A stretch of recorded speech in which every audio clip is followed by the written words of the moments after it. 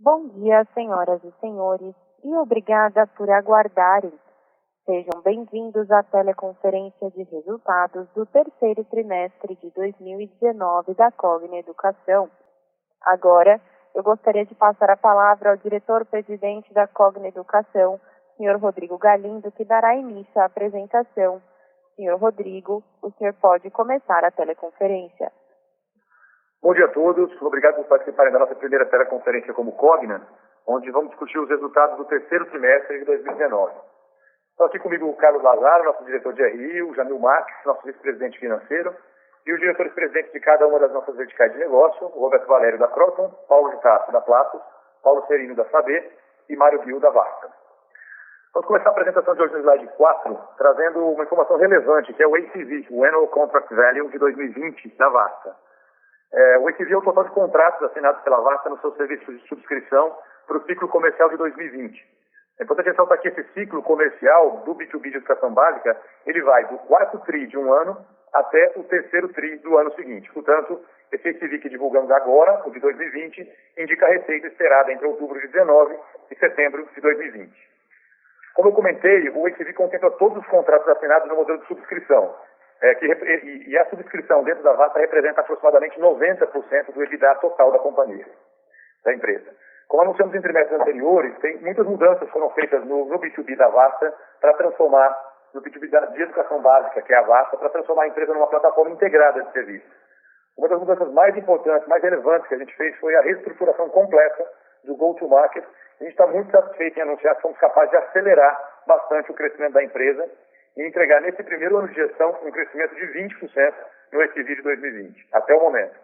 Esse ACV, é importante ressaltar que o processo comercial ainda não terminou. Ainda tem o ciclo comercial, a parte mais importante já foi concluída, mas ainda tem espaço para esse ACV se movimentar para cima um pouco até o final do processo comercial.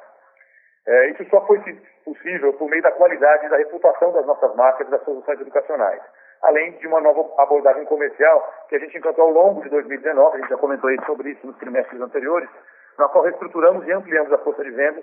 A gente mudou completamente o mindset do time comercial, que passou a atuar de maneira integrada, colocando as necessidades das escolas em primeiro lugar e divulgando todos os nossos produtos e serviços por meio de um conceito de Platform as a Service. Além disso, destacar que o nosso posicionamento é único no mercado. A gente oferta tanto sistemas de ensino tradicionais quanto soluções baseadas em livros didáticos, mas ambos, livros ou sistemas de ensino, no modelo de negócio de subscrição.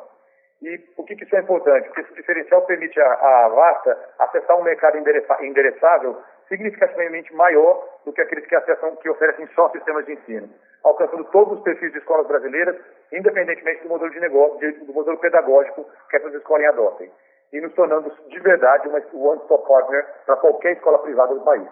Tudo isso mantendo o modelo de negócio de subscrição, que representa hoje 90% do EBITDA de Vasta. Nos próximos anos, a gente tem uma excelente perspectiva de crescimento dos serviços atuais, além de incluir novos serviços na plataforma. Esses serviços podem ser incluídos de forma orgânica, com a criação de serviços in-house, mas a gente também iniciou discussões para a aquisição de empresas que prestam serviços à escola. Isso pode acelerar o crescimento e aumentar ainda mais as oportunidades de cross-sell e upsell. A gente segue trabalhando para que a Vasta se consolide como a principal e mais completa parceira do ensino básico privado brasileiro. No final dessa apresentação, a gente vai comentar em mais detalhes sobre os nossos projetos para cada uma das verticais de educação, o B2C de ensino superior, o B2B de ensino superior, e o B2B e o B2C de educação básica, mas os números aqui apresentados para a Vasta já demonstram que a companhia está conseguindo destravar valor da aquisição feita de Somos e nos coloca numa trajetória bastante positiva daqui para frente. Com isso, eu convido o Carlos Lazaro, nosso diretor de RI Venture Capital, para apresentar os nossos destaques financeiros nesse trimestre e no acumulado do ano. Bom dia a todos, obrigado Rodrigo. Vamos passar então para o slide 7, onde eu irei comentar a performance do nosso segmento de ensino superior. Seguindo a tendência dos últimos trimestres, nós apresentamos uma queda de 6,8% então, na receita líquida desse segmento, onde atingimos 1,2 bilhão de reais. E esse desempenho basicamente reflete a redução da nossa base de alunos devido à mudança do perfil, com grandes formaturas, com um grande volume de formaturas de alunos fiéis. O indicador de evasão também foi pressionado pelo cenário macroeconômico desafiador e também com elevado nível de desemprego. que foi um outro fator que impactou negativamente a performance da receita durante o ano. No EAD, até o trimestre passado, a evasão dentro de cada submodalidade, premium, no semipresencial e no 100% web, estava caindo. Mas como o 100% web tem aumentado a sua participação na evasão do EAD como um todo, esse trimestre, mesmo com o crescimento, a gente viu a evasão ficando estável no EAD, o que foi um indicador bastante positivo. E também percebemos uma evasão caindo dentro das submodalidades adicionais, como o premium e o semipresencial. Um outro ponto de destaque desse trimestre foi a recuperação do ticket médio do EAD, já a partir do segundo semestre desse ano. Olhando então para o lucro bruto, tivemos uma queda de 7,8%, com uma retração da margem de 330 bases. Além do menor receita líquida aqui, o desempenho também foi suportado pela maturação das novas unidades próprias, desde que foram lançadas aí entre 2018 e 2019, e a maturação de cursos que possuem maiores níveis de custos em semestres mais avançados, principalmente nas áreas de engenharia e saúde, tanto no presencial como também no EAD Premium. Cabe destacar ainda a consolidação dos números de SEX, que era um negócio que pertencia a Somos, que foi alocado agora no desempenho de ensino superior, também pressionando a margem bruta. Por fim, o resultado operacional totalizou 552 milhões de reais no trimestre, uma redução aí de 19% frente ao 3C18, com queda de 910 basis points na margem. Então, além dos efeitos que eu já mencionei, aqui a gente apresenta também um aumento da PCLD, também por conta da mudança do perfil da base de alunos, bem como pelas maiores despesas de marketing, atreladas aos processos de captação, tanto do 19/2, mas já também do processo de 21, além também da sazonalidade entre os trimestres em outras linhas de custos e despesas. Para o 4T 2019, nós esperamos que as despesas de marketing revertam a tendência dessa alta, verificada no 3C, e assimilem aí um ganho. Vamos passar para o slide 9, onde vamos analisar o desempenho do segmento de educação básica. E aqui eu gostaria de começar pontuando que, assim como nos trimestres anteriores, os números do 3C18 e 9N18 são pro forma para uma melhor comparabilidade, somando, portanto, os números da Somos, após a convergência das práticas contábeis para o padrão da Cogna. Também realizamos um ajuste adicional pro forma nesse trimestre, e no acumulado também de 2019 agora, para neutralizar o impacto da sazonalidade dos recebimentos do PNLD entre os anos, como a gente vem mencionando há algum tempo ao mercado. Em 2018, nós, seguindo o padrão histórico, cerca de 30% dos pedidos que o governo realizou referente à recompra de PNLD foram entregues no segundo trimestre, com o restante sendo entregue no terceiro trimestre, e com isso a receita de recompra sendo reconhecida nesses períodos. Já em 2019, os pedidos foram postergados para o final do terceiro trimestre, e com isso tivemos uma pequena parcela, apenas de 20 milhões, de receita registrada nesse terceiro tri. E praticamente, então, toda a receita vai ser registrada no quarto trimestre. Nesse sentido, entendemos e recomendamos que a análise trimestral fica prejudicada. Portanto, a gente acaba focando na comparação do acumulado do ano até setembro, considerando a integralidade das receitas de recompra reconhecidas no 9M18 e como seria também no 9M19, assumindo a mesma sazonalidade. Por fim, é importante ressaltar que esses contratos do PNLD já estão todos assinados na data de hoje, ou seja, não existe nenhum risco adicional. Passando para a receita líquida, portanto, já dentro desse comentário, e focando nos 9 meses, nós alcançamos um volume de 1,5 bilhão de reais, incremento de 8,7% na comparação anual, refletindo a boa performance dos segmentos de gestão de escolas e plataforma K12, para os quais implementamos o novo go-to-market após a aquisição da Somos, bem como também vimos já os resultados iniciais bastante positivos do ACV, conforme apresentado pelo Rodrigo anteriormente. Em termos do lucro bruto, tivemos um aumento ainda mais relevante, de 16,1%, com um ganho de margem bruta de 350 basis points, beneficiados pela contínua captura de sinergia e também de eficiência na operação. E, por fim, no resultado operacional, pós-market foi de 512 milhões no acumulado do ano, um aumento aí de quase 35%, e uma elevação de 670 basis points na margem operacional, também devido à maior eficiência e captura de sinergias, como no lucro bruto. Vamos passar para a última parte dessa parte da apresentação, no slide 11, onde eu foco a comparação pro forma do acumulado do ano, incluindo os números da Somos no 9M18 e o reconhecimento do montante de receita referente à recompra do PNLD de 9M19 para fins de comparabilidade, focando então na análise do ano acumulado até setembro. Começando pela receita líquida consolidada, entregamos 5,3 bilhões de reais, 3% abaixo na comparação anual, principalmente impactada aqui pelo ensino superior do reflexo da menor base de alunos, e também particularmente compensado pelas evoluções de receita líquida da educação básica, conforme comentei agora. Nessa análise, atingimos aí 72,4% do guidance para essa linha do trimestre, lembrando que o último trimestre do ano sempre é sazonalmente mais forte no segmento de educação básica. Nosso EBITDA, após as despesas não recorrentes, atingiu 2 bilhões de reais no acumulado do ano até setembro, um crescimento de 3% frente ao mesmo período do ano passado, com ganho de 210 basis points na margem, refletindo a captura de alavancas de sinergia e eficiência do período, além da redução do volume de despesas não recorrentes. Com esse desempenho, nós alcançamos aí, então, 66% do guidance para essa linha, relembrando que a receita líquida mais forte da educação básica do quarto trimestre terá um impacto ainda maior no EBITDA, uma vez que possui margem elevada. Por fim, o lucro líquido ajustado por mais-valia de estoque e amortização de intangíveis totalizou quase 800 milhões de reais, uma redução de 26%, seguindo a tendência apresentada também nos últimos trimestres, que reflete basicamente as despesas financeiras mais elevadas por conta do maior nível de endividamento assumido após a aquisição da Somos, além da elevação dos patamares de prestação em função dos investimentos realizados nos últimos anos. No acumulado até setembro, entregamos nessa linha cerca de 60% do guidance. Com isso, eu termino essa sessão e convido o nosso CFO, Jamil Marques, para prosseguir. Obrigado, Carlos. Bom dia a todos. Bom, nessa próxima sessão, eu vou analisar o nosso provisionamento para perdas e também a evolução dos prazos médios de recebimento por segmento e por tipo de aluno.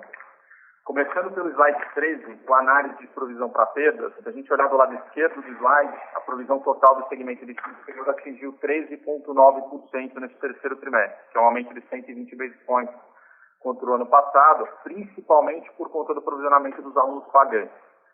A provisão para pagantes nesse trimestre totalizou 9,4%, a gente teve um aumento de 90 bases face ao terceiro trimestre do ano passado, e é uma evolução que vem seguindo a tendência dos últimos trimestres e refletindo o que nós, como companhia, vamos fazendo para nos protegermos de maior risco de inadimplência, tendo em vista que o cenário macroeconômico continua desafiador, com nível de desemprego e evasão ainda elevados.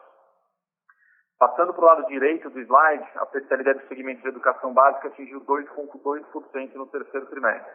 Aqui é um aumento de 140 basis points na comparação anual e 700 basis points na comparação trimestral, principalmente, 70 basis points, principalmente devido à incorporação da Somos. Além a gente teve também aqui uma situação extraordinária, que foi um provisionamento efetuado para cobrir a deterioração do crédito de livrarias que já estavam em recuperação judicial. Esse montante foi de 2 milhões de reais nessa perda total de 7,7 milhões. Passando agora para o slide 14, eu vou falar um pouco mais do prazo médio de contas da receber e gostaria novamente de iniciar a análise pelo segmento de ensino superior na parte superior da página. O nosso prazo de médio de recebimento total alcançou 196 dias nesse trimestre, são 52 dias acima, se a gente fizer a comparação anual, explicado principalmente pela maturação dos nossos produtos de parcelamento próprio, o PEP e o PMT, assim como a elevação do prazo médio de recebimento do pagante. Esse, por sua vez, totalizou 128 dias no trimestre, apresentando estabilidade na comparação trimestral, com redução de um dia, indicando uma inversão da tendência de aumento, apesar da alta de 29 dias frente ao terceiro trimestre de 2018. Conforme a gente já esperava, a gente tem observado melhoria nos pagamentos, como resultado das diversas ações que colocamos em prática neste ano, incluindo aqui maior rigidez nas políticas de acordo, incentivo ao pagamento em dia e aperfeiçoamento das regras de arrecadação e cobrança. Essa melhoria passou, a partir desse trimestre, a mais do que compensar a dificuldade de arrecadação que a gente tem sobre a base de alunos inadimplentes e que ainda possuem elevados volumes de acordo. Com isso, a nossa expectativa é que essa tendência continue para o quarto trimestre, ou seja, de redução do prazo médio de recebimento. Se a gente olhar o prazo médio do FIEP, ele atingiu 70 dias, são 8 dias abaixo na comparação anual, refletindo aqui um fluxo normal de recebimentos do programa. E, por fim, o PMR do PEP e do PMT chegou a 644 dias nesse trimestre, uma alta de 155 dias em relação ao ano anterior, seguindo também a maturação esperada para esses produtos. Se a gente analisar na parte inferior da página o segmento de educação básica, o prazo médio total do 3T foi de 45 dias, é uma redução significativa de 39 dias em relação ao terceiro trimestre de 2018, refletindo aqui o menor prazo dos negócios incorporados após a aquisição da Somos, além de ganhos que a gente teve na eficiência de arrecadação e melhoria do perfil da base de clientes da plataforma integrada K12, onde a gente vê o PMR com uma redução de 33 dias em relação ao terceiro TRI de 2018. Bom, convido agora todos para passar para a próxima sessão, onde eu vou comentar um pouco mais a evolução do CAPEX, dos investimentos em expansão e a geração de caixa no trimestre. Então, vamos para o slide 16. Se a gente começar pelo lado esquerdo, a gente apresentou um CAPEX de 133 milhões de reais no trimestre, o que é equivalente a 8,8% da receita líquida nesse período, ou seja, uma queda de 90 basis points na comparação anual. Desse CAPEX, cerca de 90% foram investidos no desenvolvimento de conteúdo de sistemas, ampliações e benfeitorias das nossas unidades e no CAPEX editorial focado na educação básica. Olhando para os investimentos relacionados à expansão, incluindo aqui a implantação de novas unidades, nós investimos 37 milhões de reais no terceiro trimestre de 2019. No acumulado do ano, tivemos um investimento de 135 milhões nessas iniciativas de expansão, o que representa já uma redução da ordem de 37% quando comparado a 9 meses de 2018. Isso é reflexo do fato que a maior parte das nossas unidades pretendidas nessa fase de expansão orgânica já foram lançadas. E, portanto, os investimentos a partir de agora estão mais direcionados à maturação dessas unidades. Passando agora para o lado direito do slide, na análise da nossa geração de caixa operacional após CAPEX, e aqui é o importante, para fins de comparabilidade, nós estamos apresentando as análises do terceiro trimestre de 2018, excluindo o recebimento pontual dos valores relativos à PN 23 em 2018, restando a geração de caixa operacional efetiva do período. E também incluímos os recebimentos referentes à recompra do PNLD de 2020 no terceiro trimestre de 2019, trazendo aqui a sazonalidade natural para esses recebimentos e tornando os números comparáveis. Dessa forma, olhando a geração de caixa operacional pro forma na visão Cogna consolidada, nós geramos 279 milhões de reais no terceiro trimestre de 2019, uma evolução de 125% na comparação anual e uma conversão do EBITDA em caixa de 45%. É importante destacar que na visão excluindo Somos, a companhia apresentou um aumento de 81% na geração de caixa nesse trimestre, também com uma conversão de 45% do EBITDA em caixa, o que ratifica o nosso foco no crescimento da geração de caixa. Um ponto importante para destacar aqui, no trimestre passado, nós mencionamos uma expectativa de geração de caixa operacional pós-CAPEX para o segundo semestre de cerca de 900 milhões de reais superior ao primeiro semestre, com 600 milhões de reais adicionais sendo recebidos pelos programas governamentais e 300 milhões de reais advindos de desembolsos em patamares menores aos do primeiro semestre. Nesta análise pro forma que fizemos no terceiro trimestre, nós já concretizamos 325 milhões de reais dessa geração adicional, dos quais 250 milhões vêm do adicional do PNLD e FIES e 75 milhões vêm dos menores desembolsos. Seguindo o fluxo histórico de recebimentos do PNLD e do FIES e tendo em vista os menores desembolsos que a gente tem também previstos para o quarto trimestre, continuamos com a geração de caixa convergindo para a entrega do guidance estabelecido no início do ano. Passando agora para o slide 17 de endividamento, eu vou detalhar um pouco mais a evolução do nosso endividamento líquido no trimestre. A gente encerrou o terceiro trimestre de 2019 com um total de disponibilidade de 436 milhões de reais, ou seja, uma queda de 57% em relação ao segundo TRI, principalmente aqui devido aos desembolsos que nós tivemos por conta das amortizações e juros das debêntures, que totalizaram 553 milhões de reais nesse terceiro trimestre, além dos investimentos em expansão e M&A, que chegaram a 105 milhões de reais. Se nós adicionarmos a esse saldo as dívidas financeiras e as obrigações de curto e longo prazo, nosso endividamento líquido registrou 7,6 bilhões de reais no terceiro trimestre. Cabe destacar que nós também possuímos contas a receber de curto e longo prazo, que compreende a segunda parte do pagamento pela venda da Aniacel no nosso balanço ajustado a valor presente, além do pagamento pela venda de FAI, FAC e FAMAT, que concluímos em agosto de 2017. Se considerarmos tudo isso em nossa dívida líquida, ao final do terceiro trimestre nós alcançamos 7,4 bilhões de dívida líquida, praticamente em linha com o trimestre anterior e representando a manutenção de um nível de alavancagem adequado e em linha com o que esperávamos, tendo em vista a aquisição da Soma.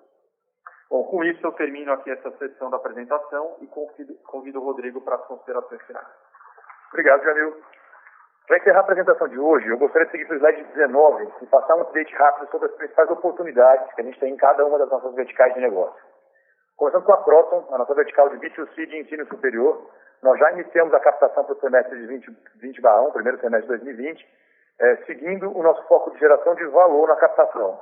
A gente busca construir uma base de entrantes robusta, com mais receita e maior geração de caixa. Isso já se verificou no segundo semestre de 2019, quando a receita de calouros aumentou 19%. A estratégia é acumular semestre a semestre safras com receitas mais robustas e 2020 se forma a última grande safra de alunos FIES. Como a gente sabe, a gente vai ter uma redução importante de alunos de FIES, teve uma redução importante em 2019 e a última grande safra termina em 2020. E a gente acredita que o acúmulo de safras de ingressantes mais robustas, semestre a semestre, vai, primeiro, mitigar a saída desses alunos em FIES em 2020 e, segundo, fará com que a Croton retome o crescimento a partir daí. Porque a gente vai acumular novas safras com crescimento de receita importante e não vai ter mais a pressão de FIES, de evolução de FIES que termina em 2020.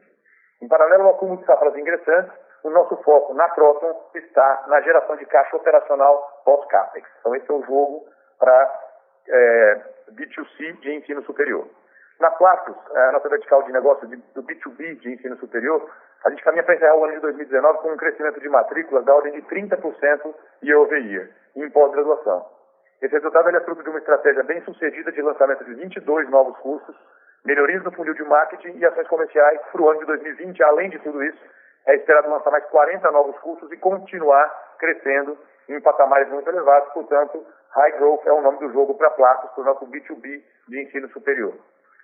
Na Saber, nossa vertical de B2C e B2Gov de educação básica, os nossos processos de captação e rematrícula de alunos estão performando acima da meta móvel, considerando o mesmo período do ano passado. Isso é fruto da implantação de uma nova abordagem comercial esse ano e, adicionalmente, a gente está lançando uma plataforma digital que vai dar suporte à ampliação da oferta de atividades complementares nas escolas próprias para 2020.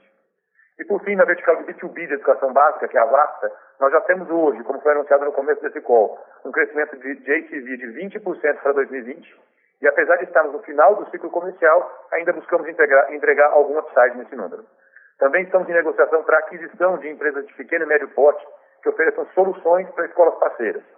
Conforme elas forem adquiridas, essas empresas passam a integrar a plataforma integrada de Vasta, aumentando a oferta e permitindo aí o cross-sell de todas as demais soluções já existentes na plataforma nas escolas atendidas por essas empresas que forem adquiridas. Todas essas iniciativas elas mostram que estamos preparados para 2020 e a gente continua permanentemente focado em gerar valor para todos os stakeholders, garantindo autonomia e foco para que cada uma de nossas empresas possa melhor endereçar os seus desafios e as suas oportunidades e apresentar resultados cada vez mais robustos nessa nova fase da companhia. E tudo isso sempre alinhado com o nosso propósito de transformar o futuro por meio da educação. Queria agradecer a todos pela participação e gostaria de convidá-los agora para a sessão de perguntas e respostas. Obrigada, Sr. Rodrigo. Agora abriremos a sessão de perguntas e respostas. Para fazerem perguntas, por favor, pressione *1. A nossa primeira pergunta vem do Sr. Thiago Bortolucci, do Goldman Sachs. Sr. Thiago, pode prosseguir. Oi, pessoal, bom dia a todos. Parabéns pelos resultados e obrigado por pegar as nossas perguntas. A gente tem duas.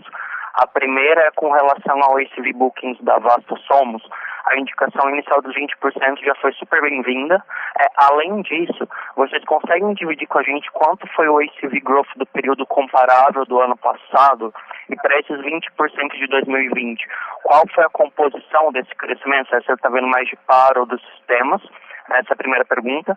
E a segunda pergunta é com relação à inadimplência. Para a educação superior, a gente tem visto tendências diferentes dentro de diferentes companhias. Vocês acabaram aumentando o nível de PDD para o aluno pagante nesse TRI, e a gente queria entender quais os principais motivos dessa piora e qual é o outlook de vocês para PDD daqui para frente. E, em paralelo, se a companhia tem um apetite para eventualmente ser mais agressiva em desconto, renegociação e recuperação no quarto TRI. São essas as perguntas. Obrigado. Thiago, bom dia. O Gil, obrigado pela pergunta. Falando sobre o ACV, no passado a companhia ela não tinha essa característica integrada que tem agora, mas se nós fôssemos fazer uma comparação, construir o passado de acordo como nós fizemos o ACV agora, ele teria sido aproximadamente de 15%. Tá? Então o ciclo comercial 18 para 19 teria um ACV aproximadamente de 15%. Tá? Com relação à segunda parte da tua pergunta, para nós, a PAR e os sistemas de ensino são todos sistemas de ensino, né? Os sistemas de ensino baseados em apostilas ou em livros, eles se comportam como sistemas de ensino, obviamente na construção da receita esperada de cada contrato, tanto dos sistemas de ensino tradicionais quanto do sistema de ensino baseado em livros, a gente incorpora todo o nosso conhecimento histórico sobre a conversão de quantos alunos se transformam em vendas, ok? De modo que o ACV que a gente apresentou, ele é absolutamente comparável porque ele já incorporou as curvas históricas de não venda, seja no sistema de ensino tradicional, seja no sistema de ensino baseado em livros, que nós conhecemos, ok? Tiago, Galindo, eu queria só complementar a resposta, só deixando claro que o que colocou, que o ACV de 2018 para 2019, que foi de 15%, ele vai se comparar com o ACV do fim do ciclo do processo, que é algo adicional a 2020. Tá? Então esse gap é um pouco maior, porque a gente ainda está no ciclo comercial, ainda tem algum espaçozinho para a gente incrementar esse ACV do ciclo de 20. O número de 15, ele já é do final do ciclo. E acho que a segunda questão que eu acho que é importante reforçar é que para a construção do ACV e para o entendimento do modelo de negócio da Vasta, o que importa é entender o que é modelo de subscrição. Se esse modelo de subscrição, ele foi, o conteúdo que foi embarcado ali, foi vendido para a escola, é um livro didático ou é um sistema de ensino, isso é simplesmente uma mera escolha metodológica da escola. Isso não impacta o modelo de negócio. O modelo de negócio da PAR e de um sistema de ensino, para o ponto de vista do modelo de subscrição, ele é exatamente igual. Então é indiferente se esse crescimento vem mais de PAR ou mais de sistema de ensino, porque ambos são, do ponto de vista de modelo de negócio, estruturados pelo modelo de subscrição. Eu queria passar para o Jamil para ele responder a segunda parte da pergunta. Rodrigo, se eu puder só um follow-up rapidinho aqui na Vasta, no limite do que vocês puderem comentar, obviamente, mas qualitativamente falando no sentido da pergunta, era entender se o EBITDA, né, comparável, ele deveria crescer mais ou menos com esse ACV, dada a composição de mix que vocês estão vendo. Olha, o EBITDA que vem de ACV representa 90% da companhia. Então, ele vai estar... 90% do EBITDA da companhia vem desses 20% de crescimento de ACV. Então, a gente não pode dar muito mais detalhes de se os 10% remanescentes de receita têm EBITDA maior ou menor, mas sobra pouco fora do modelo de subscrição do ponto de vista de construção de EBITDA. Ô, Thiago, acho que tentando entender o espírito da tua pergunta aqui, talvez fosse interessante comentar que a margem bruta, seja de um sistema de ensino baseado em apostila, seja do sistema de ensino baseado em livros, ela é relativamente próxima, tá? Então, não há uma distância entre a margem bruta dos dois tipos de sistemas de ensino, e eu acho que isso te oferece possibilidade de modelar melhor. Maravilha, obrigado, Gil.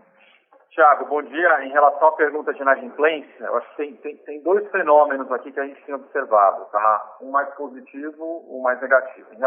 Começando pelo positivo, a gente já tem observado melhorias no pagamento em dia, tá? Então, o volume de recebimento em dia sobre aquilo que a gente fatura tem aumentado já a partir desse terceiro trimestre no presencial. Para o EAD já tem um pouco mais de tempo até.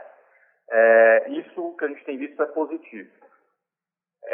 É difícil para nós segregar até que ponto isso aqui pode ter efeito do macroeconômico ou não, porque a gente teve muita ação entrando em prática nesse segundo semestre. Então, é difícil dizer se é fruto muito mais da nossa própria eficiência ou se tem relação ao macro. Agora, do outro lado, a gente ainda tem uma base de alunos inadimplentes com volumes de dívidas altos. Então, assim, a cobrança sobre esses alunos ainda está mais difícil. O fenômeno importante desse segundo semestre é que a gente já viu o lado positivo mais do que compensando o lado negativo da dificuldade da cobrança. Por isso até que a gente enxerga a reversão na tendência dos prazos médios. Mas a gente ainda não enxerga uma melhoria clara nas perdas efetivas, por isso que a gente tem mantido a trajetória de elevação. Tá?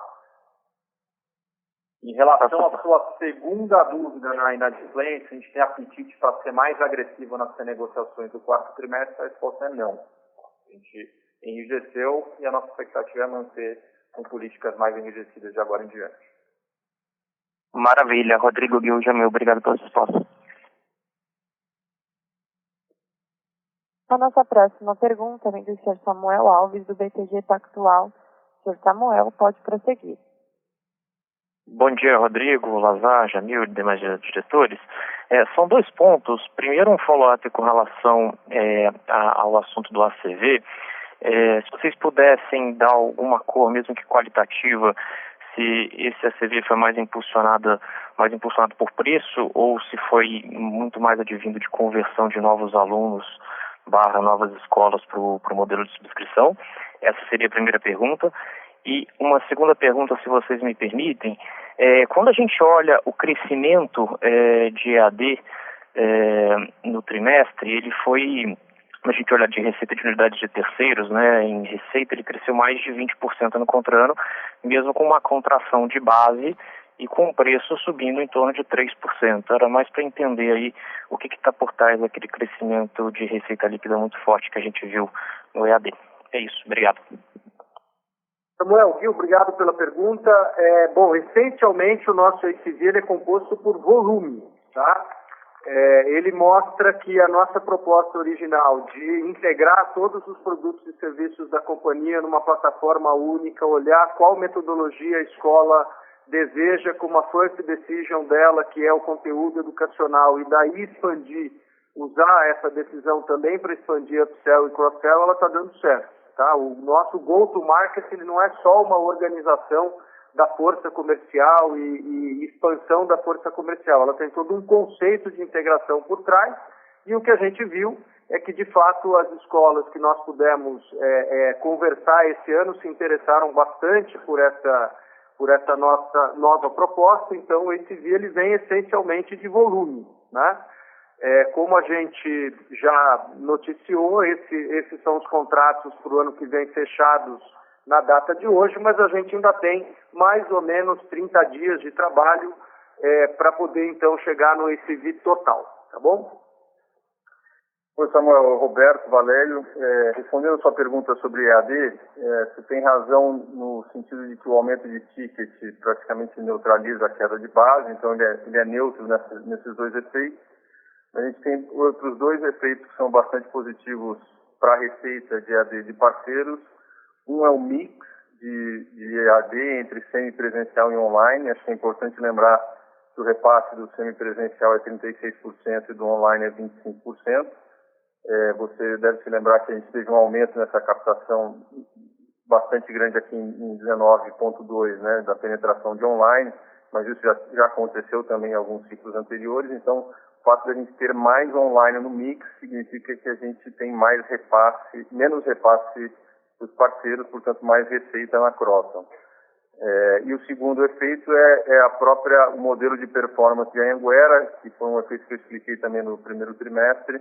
A gente provisiona um repasse de 36%, mas nem todos os polos atingem as metas que estão no modelo. Então, fica esse delta que se reverte para nós em receita, né? Então, de fato, para resumir, é mix de cursos e performance de polos Anhanguera que estão beneficiando o nosso resultado. Obrigado, Gui. Valério, ficou bem claro.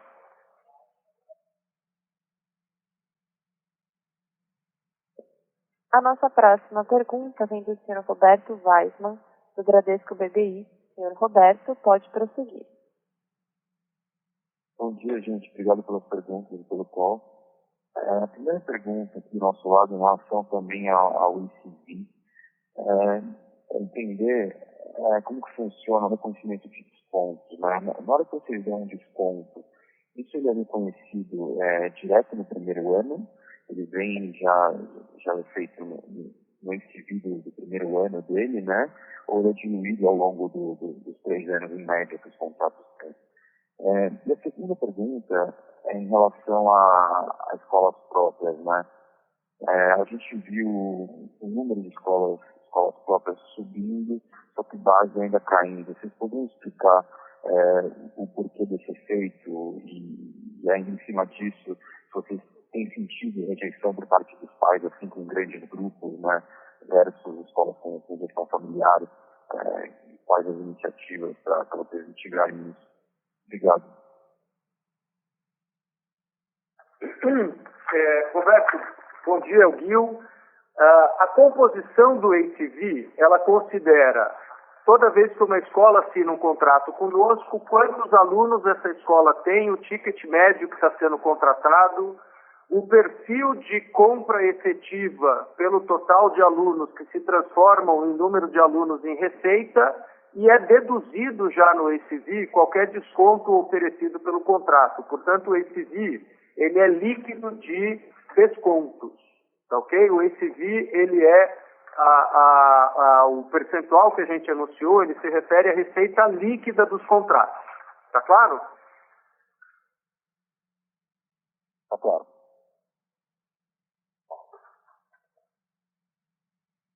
Roberto, respondendo aqui a variação de escolas, a gente teve uma escola de contrato a mais que entrou e o Greenfield do Alphaville em relação a 2018. Então, esse é um incremento de 52 para 54. E a questão de base de alunos, você entra com o Greenfield, você não tem um acréscimo significativo, você está pegando a curva, né, de crescimento ainda. E a captação do ano passado, 2018 para 2019, é uma captação que a gente ficou efetivamente abaixo. Tá claro, obrigado, bom dia. A nossa próxima pergunta vem do senhor Marcelo Santos, do JP Morgan. Senhor Marcelo, pode prosseguir. Bom dia a todos, obrigado por pegar minhas perguntas. A primeira é, vocês mencionaram uma melhora no ambiente competitivo. Se vocês pudessem dar um pouco mais de cor, assim, de aspectos que melhorou e regionalmente, como que essa melhora está se dando. E a segunda é só entender um pouco mais, então, a questão da sazonalidade do marketing. Vocês mencionaram que teve um marketing mais forte agora, talvez inclusive já no 3Q já impactou o intake do ano que vem.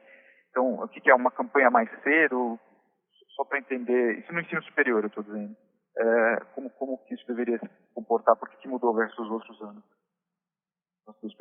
Oi, Marcelo, Roberto. Bom, respondendo a sua primeira pergunta sobre o ambiente competitivo, o que a gente percebe mais racionalidade em relação especialmente à precificação dos concorrentes nos últimos meses. A gente já percebeu isso em 19.2. Eu costumo dizer que, especialmente no EAD, o preço parou de cair, né? A gente chegou num preço médio aí que a gente tem visto no mercado em torno de R$150 dos cursos 100% online, mas eles vinham caindo bastante nesses últimos 2 anos. Então, o preço e as ofertas ficaram menos agressivas, chegando no que eu entendo que é mais ou menos um piso de preços. Acho que os concorrentes também estão mais estruturados e estão buscando aprimorar a maneira como trabalham em precificação, assim como a gente já vem fazendo há algum tempo, em descontos. Então, a gente vê descontos mais pontuais em algumas regiões. Eu diria o seguinte, ainda tem a perspectiva no médio prazo é de uma melhoria. A gente vê um 20.1, ainda é muito cedo, né? A gente não passou, né, não chegamos nem a 10% ainda do ciclo de captação, mas ele vem também bastante em linha com a nossa expectativa. É difícil, assim, qualificar com muitos dados, mas o que a gente percebe é mais racionalidade na concorrência e uma intenção maior, assim, nossas taxas de conversão do funil, por exemplo, estão mais eficientes nesse ciclo em 20.1. Então, nossa percepção é que isso tem melhorado. Com relação ao marketing, não sei se você se lembra, no primeiro trimestre a gente também teve um gasto de marketing mais forte do que o normal. A gente reduziu no segundo trimestre, agora a gente voltou a gastar mais, investir mais em marketing no terceiro tri, e no quarto trimestre a gente vai voltar a cair na comparação do 19 com 18. Então, basicamente é uma mudança de sazonalidade, a gente tem feito uma mudança de estratégia de comunicação, inclusive com fornecedores aqui para ajustar a nossa sazonalidade de captação. Você vai ver que o marketing no ano não deve passar de 5%, 6% de crescimento no ano contra ano, mas você percebe distorções no trimestre, mas se você olhar os trimestres anteriores, você vai ver que o primeiro foi mais forte, o segundo foi bem mais fraco que o 18, e agora o terceiro, portanto, volta a ser um pouco mais forte que o 18, mas no quarto trimestre ele vai cair de novo. Tá ótimo, muito obrigado. Gostaria de lembrá-los que para fazer uma pergunta, basta digitar *1. A nossa próxima pergunta vem da senhora Suzana Salaro, do Banco Itaú. Senhora Suzana, pode prosseguir. Oi, pessoal, bom dia. Obrigada pela chance de perguntar. A gente queria voltar a revisitar um pouquinho o tema do ACV. Se pudesse talvez dar uma ideia para a gente, quanto do ACV foi gerado por aumento de share of wallet de clientes que vocês já têm e quanto que foi gerado por clientes novos que vocês capturaram do mercado? Essa seria a nossa primeira pergunta. E a segunda pergunta, assim, em relação a receitas do IAD, que veio bastante forte, se pudesse dar uma ideia de quanto da receita gerada nesse trimestre, percentual, alguma coisa aproximada, foi de reversão de provisionamento. Obrigada. Oi, Suzana, bom dia, é o Gil. Obrigado pela pergunta sobre o ACV. Majoritariamente, ou seja, num percentual astronomicamente maior, o ACV ele é composto de novos clientes, tá? Não de novos produtos nos clientes existentes. A gente, nessa campanha, conseguiu fazer uma boa penetração do que a gente chama de produtos de educação complementar, mas eles representam ainda um percentual bastante pequeno da composição do ACV, tá bom? Continua no nosso foco aumentar o share of wallet nos próximos anos, mas essencialmente o nosso ACV é composto de aumento de volume de novos clientes, novos alunos. Galindo, Suzana, só complementando, o que traz para a gente uma oportunidade adicional, que a gente está crescendo a base de clientes no que a gente chama de core content, que é o sistema de ensino, e ainda existe uma oportunidade gigantesca de upsell, de cross-sell entre as soluções de ensino complementar e os clientes antigos e novos clientes que entram agora na plataforma. Vou passar para o Jamil para responder a próxima pergunta. A próxima pergunta, Suzana, em relação à provisão sobre a receita do repasse que o Roberto mencionou antes, acho que daí vem a dúvida. No final do dia, ela acaba sendo revertida nos trimestres ímpares, porque uma vez que passa o semestre, a gente observa o que foi a performance e a gente ajusta a provisão. Então, no quarto trimestre, a gente não espera um efeito dele. Não. Minha pergunta é o quanto da receita gerada no trimestre de AD veio de reversão de provisão para repasse de polo e quanto foi receita de fato?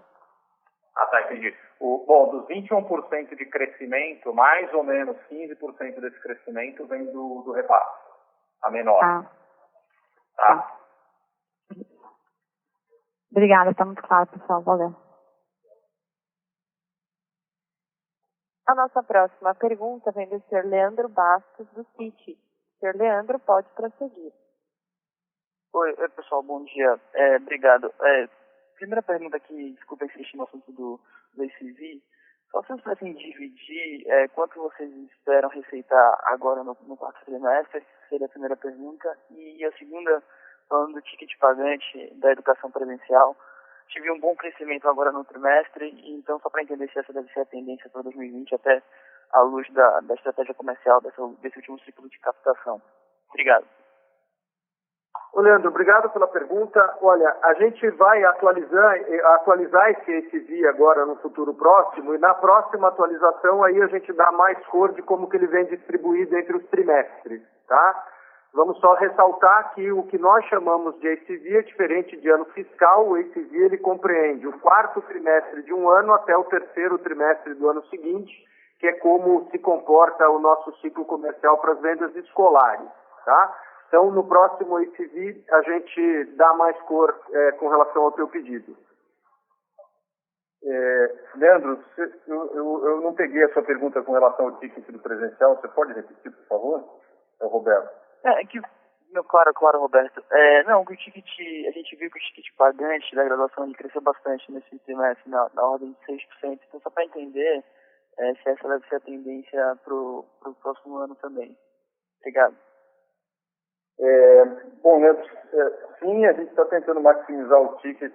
A estratégia, como a gente tem dito e a gente divulgou na captação de 19 flores, é trabalhar o pricing, a partida de pricing, ou seja, a base de precificação do começo do ciclo de uma maneira bastante inteligente, ou seja, acompanhando os preços dos concorrentes e ao longo do processo usar bastante analytics para dar desconto ou fazer ofertas somente onde é necessário. Então, de maneira qualitativa, direcional, sim, a gente vai continuar buscando melhoria de ticket no presencial. Ainda é possível fazer, claro que à medida que a gente vai ganhando eficiência fica mais difícil, mas a resposta é sim, a gente vai continuar na estratégia de privilegiar ticket, porque o ticket mais alto também traz alunos de mais qualidade, que se reflete no final da jornada em menos inadimplência também. Então, a ideia é usar o ticket como também um filtro de qualidade para maximizar a receita. O nosso objetivo é sempre maximizar a receita, não necessariamente o volume.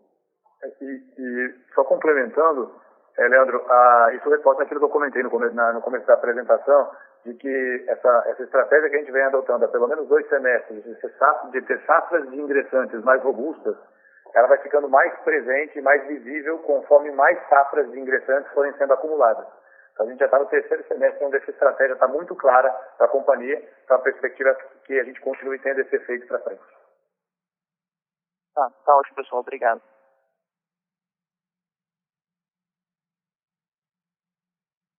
A nossa próxima pergunta vem do Sr. Vinícius Ribeiro, da UBS. Sr. Vinícius, pode prosseguir. Pessoal, bom dia. Obrigado por pegar a pergunta. São duas, na realidade. A primeira é um pouco para o Gil.